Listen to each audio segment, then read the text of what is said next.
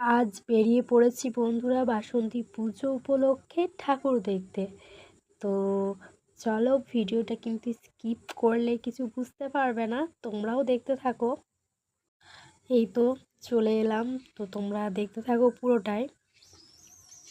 তো এখানে মানে খুব বড় কিছু হয় না, মানে মেলা টেলা পড়ে না, এরকম টুকটাক দোকান, বাচ্চাদের খেলনার জিনিস, তো এইসব দেখতেই পাচ্ছ সমস্ত কিছু।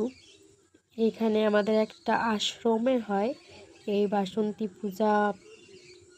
চলো তোমাদেরকেও দেখিয়ে দিই ঠাকুরটা, তাই না?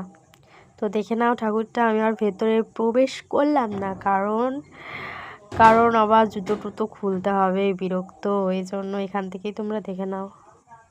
দেখতেই পাচ্ছ। তো এই আশ্রমটাতে অনেকগুলোই ঠাকুর আছে। এই যে একটা শিব মন্দির, তো দেখতেই পাচ্ছ।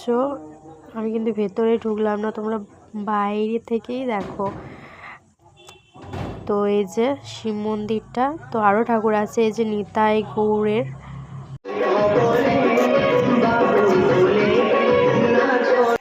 এই যে একটু ভিডিও করে নিলাম, তো ভালোই লাগছে খুব। আমার তো এখান থেকে যেতে ইচ্ছে করছে না, ছোট হলেও জায়গাটা কিন্তু খুব সুন্দর।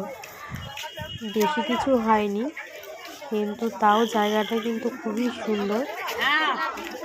এত এত ঠাকুর আর এত সুন্দর সাজিয়েছে।